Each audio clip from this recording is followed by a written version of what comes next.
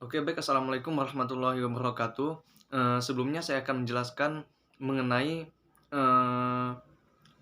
kasus penahanan atau penangkapan yang dilakukan oleh Tentara Nasional Indonesia terhadap anak buah kapal yang diduga budak kapal, yang dimana hal tersebut dilakukan di Pulau Weh, Aceh. Nah, pada kesempatan kali ini saya akan menjelaskan apakah tindakan yang dilakukan oleh Tentara Nasional Indonesia tersebut dapat dinyatakan sah atau dibenarkan secara hukum internasional. Nah, sebelumnya akan saya sampaikan sedikit mengenai kasus tersebut, yang dimana pada tanggal 7 April 2018 yang lalu, itu Tentara Nasional Indonesia menahan anak buah kapal yang diduga merupakan budak kapal.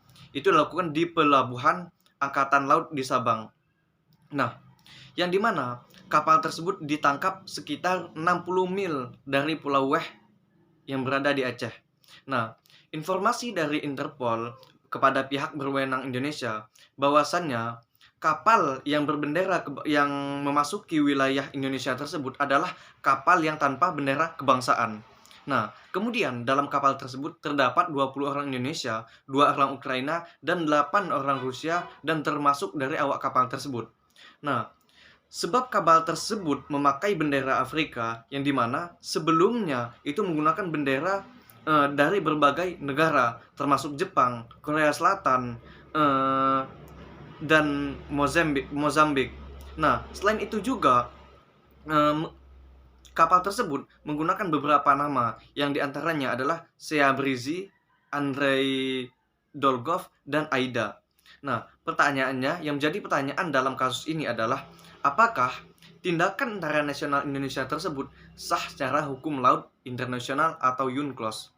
Nah, penangkapan yang dilakukan oleh TNI di laut lepas sangat bergantung pada keadaan spesifik dan situasi tertentu. Nah, yang dimana secara umum suatu penangkapan di laut lepas itu dapat dibenarkan jika digunakan sesuai dengan hukum internasional dan undang-undang nasional yang berlaku. Dasar hukum penangkapan di laut lepas tersebut oleh Tentara Nasional Angkatan Laut Indonesia adalah eh, hukum internasional dan hukum nasional. Dalam hal ini ialah Konvensi Perserikatan Bangsa-Bangsa tentang Hukum Laut eh, Internasional tahun 1982 atau yang dikenal dengan UNCLOS 1982. Nah, yang mengatur tentang wilayah laut dan yurisdiksi negara laut lepas. Nah, dalam hukum nasional Indonesia terkhususnya itu berlaku Undang-Undang Nomor 32 Tahun 2014 tentang kelautan, yang mengatur tentang keamanan dan ketertiban laut.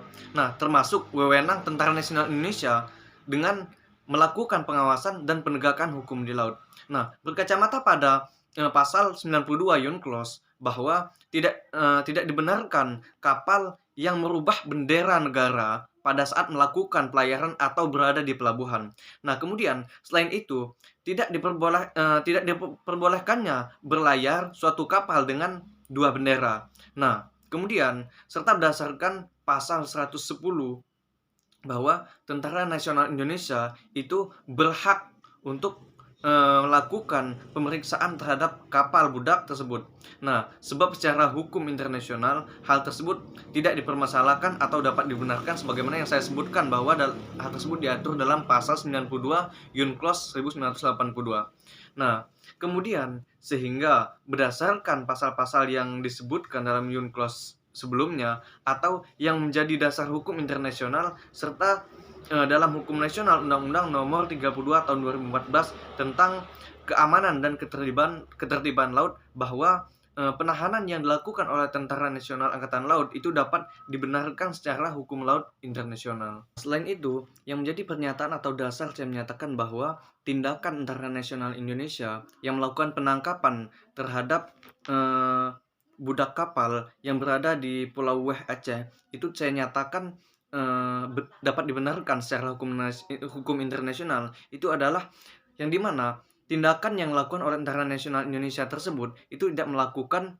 pelanggaran terhadap hak asasi manusia, sehingga dapat dikatakan tindak penangkapan yang dilakukan oleh Tentara Nasional Angkatan Laut Indonesia terhadap budak kapal tersebut sah-sah saja secara hukum internasional, yang dimana hal tersebut sudah diatur secara jelas dalam UNCLOS 1982, sehingga ketika tidak ada terjadinya pelanggaran hak asasi manusia yang dilakukan oleh Tentara Nasional Indonesia tersebut, maka tindakan tersebut dapat dinyatakan sah atau dapat dibenarkan secara hukum nasional.